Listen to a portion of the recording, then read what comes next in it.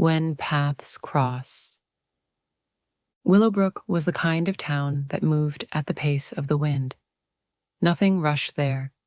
Seasons drifted in and out like old friends visiting for tea. The cobblestone streets wound lazily through clusters of brick houses and weathered shops, their paint chipped and faded by time. The townspeople knew each other's names, their stories, their laughter, and their scars. It was the sort of place where life wasn't loud, but it was deeply felt.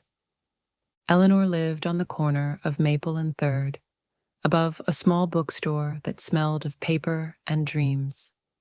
Her life was simple, mornings spent brewing coffee, afternoons arranging novels in careful rows, evenings reading by the single lamp in her living room. She liked the quiet.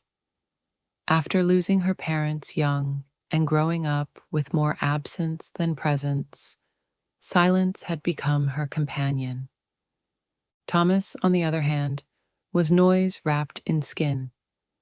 He worked at his father's mechanic shop on the edge of town, where the clatter of tools and hum of engines became the soundtrack of his days. He had grease under his nails and laughter in his chest, the kind that carried across a room without asking permission. Yet under that easy grin, there was a weight he rarely let anyone see. The burden of holding his family together after his mother died, of being the steady one when life shook too hard. For years, their lives ran parallel without touching. Eleanor would sometimes pass the mechanic shop on her way to the market, and Thomas would glance at the quiet girl with the gentle eyes who always carried a book tucked under her arm. She was a fleeting shadow in his periphery, and he in hers, a face familiar but not yet meaningful. It was a late autumn day when their worlds finally collided. Eleanor was carrying a box of donated books up the narrow steps to the shop when the cardboard gave way. Pages fanned out like startled birds, scattering across the sidewalk. She knelt quickly, muttering a curse under her breath, trying to scoop up the mess. "Need a hand?" The voice was warm, with a smile tucked inside it. She looked up to see Thomas, sleeves rolled to his elbows, a smudge of grease on his jaw. Yes. "Thank you," she stammered. He crouched, gathering the fallen books.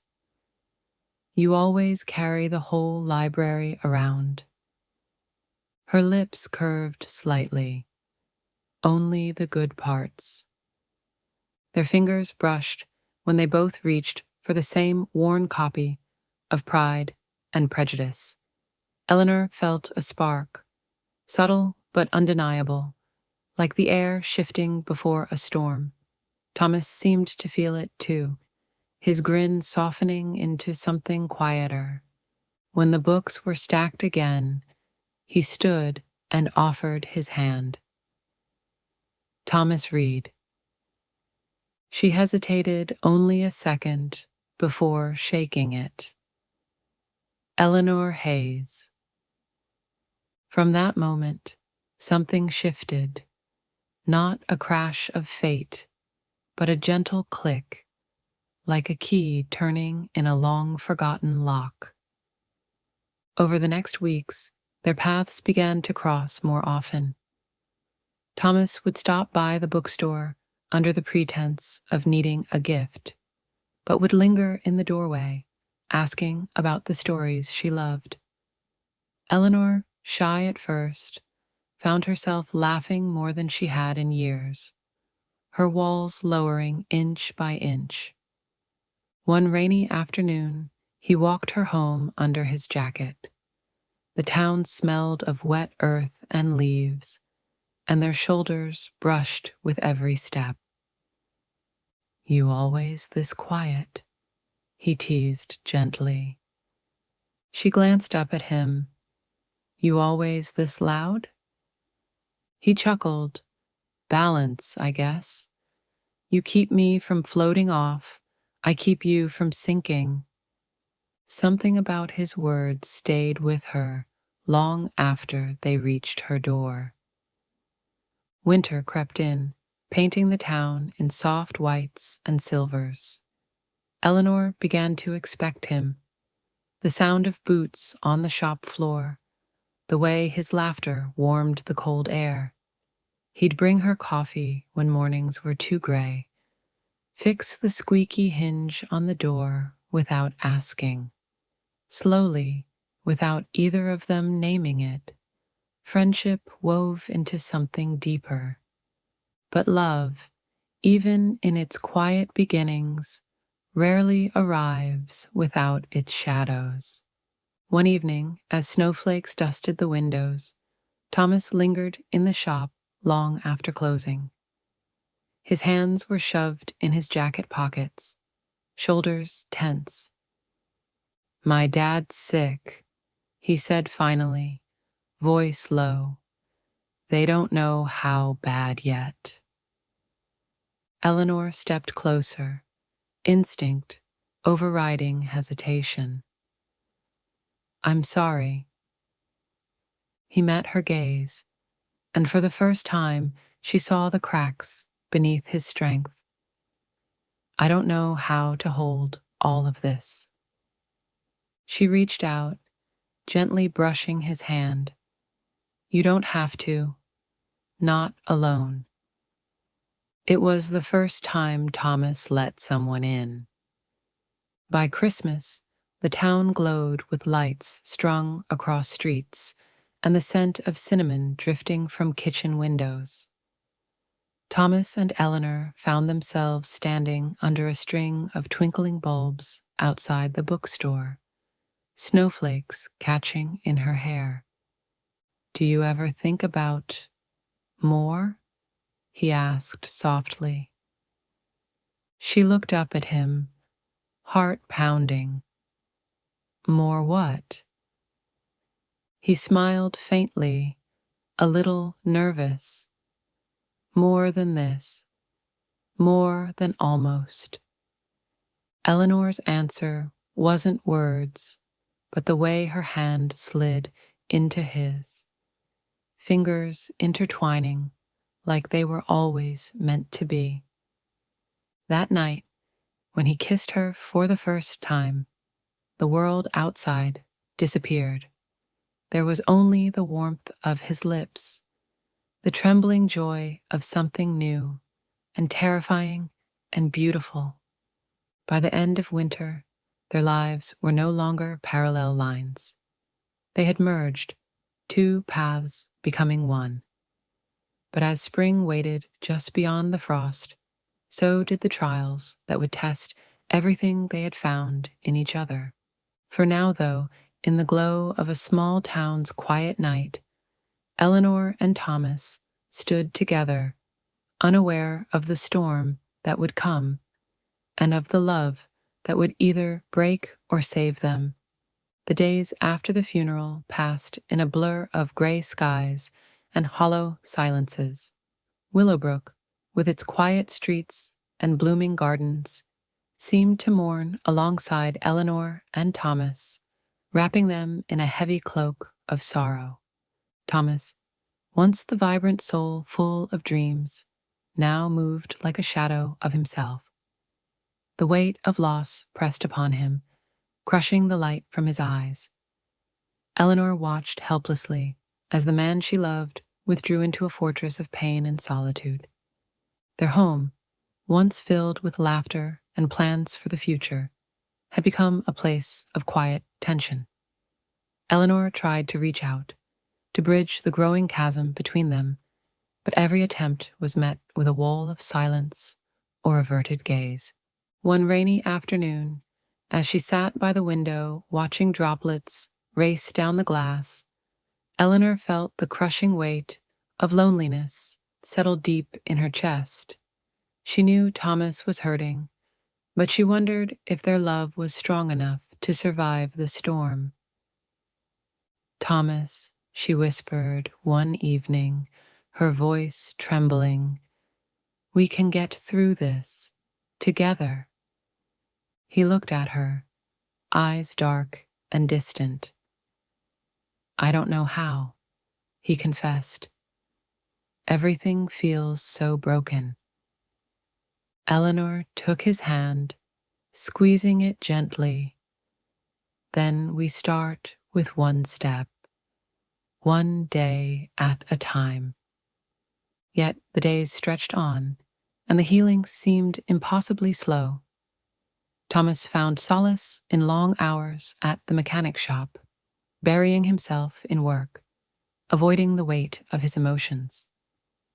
Eleanor, meanwhile, sought refuge in the small community garden, tending to flowers with careful hands, hoping the act of nurturing life would mend her own shattered heart. One afternoon, as she planted new seeds in the rich earth, a stranger approached her. He was an elderly man, his eyes bright with wisdom and kindness. "Sometimes," he said softly, "we must let the past go before we can embrace the future." Eleanor nodded, absorbing his words. It was a reminder that while grief was a heavy burden, hope still flickered like a fragile flame. As spring faded into summer, the tension between Eleanor and Thomas began to thaw, if only slightly. Small moments of connection returned. A shared smile, a lingering touch, a word spoken without pain. But the scars ran deep. Thomas struggled with guilt, haunted by the feeling that he had failed his father, that he had not done enough. Eleanor fought her own battles, wrestling with fear that their love might not withstand the relentless tide of sorrow. One evening, after a particularly tense day, Thomas broke down. Tears streamed down his face as he confessed his fears and regrets. Eleanor held him close, whispering reassurances into the night. Their vulnerability became a bridge, allowing them to rebuild trust and intimacy piece by piece. Yet just as hope began to bloom, fate dealt another cruel blow. Thomas was offered a job in a distant city, a chance to start anew, but at the cost of leaving Willowbrook behind. The decision tore at their hearts. Should they stay in the town that held their memories, both joyful and painful? Or should they chase the promise of a fresh start, risking everything they had fought for? After many sleepless nights, they chose to embrace the unknown together, packing their lives into a worn suitcase and setting off toward an uncertain future. The move was both exhilarating and terrifying. In the city's endless noise and bright lights, Eleanor and Thomas sought to rediscover themselves and their love. They found small joys, quiet breakfasts, walks through crowded streets, and moments of laughter that felt like sunlight breaking through clouds. But the shadows of their past followed, whispering doubts and fears in the silence. Eleanor struggled with feelings of displacement, missing the simplicity of Willowbrook and the community that had nurtured them. Thomas wrestled with the pressure of his new job and the expectations it brought, often retreating into himself. Their love, though strong, was tested anew. Arguments erupted over small things, and silence sometimes filled the spaces where words once flowed freely. One cold autumn evening, after a bitter fight, Eleanor stood at the window, tears freezing on her cheeks. Thomas approached quietly, his heart aching with regret. "I don't want to lose you," he whispered. She turned, meeting his eyes, and in that moment, the fragile threads of their love held firm. They promised to fight for each other, to face the storms together, no matter how fierce. Months passed, and the city began to feel like home. Their bond, forged in the fires of loss and tested by trials, grew stronger. They learned to communicate, to listen, and to forgive. But life's unpredictability remained. Just when they thought they had found peace, Eleanor received news that would change everything. A health scare that threatened to upend their fragile world. Fear gripped them both, but together they faced the challenge, drawing strength from the love that had survived so much. In the darkest moments, they found light in each other, proving that even in pain and uncertainty, love could be a powerful healer. Their story was not one of perfect happiness, but of resilience, hope, and the unbreakable bond forged by shared struggle. As winter melted into spring, Eleanor and Thomas stood side by side, ready to face whatever came next, their hearts forever intertwined.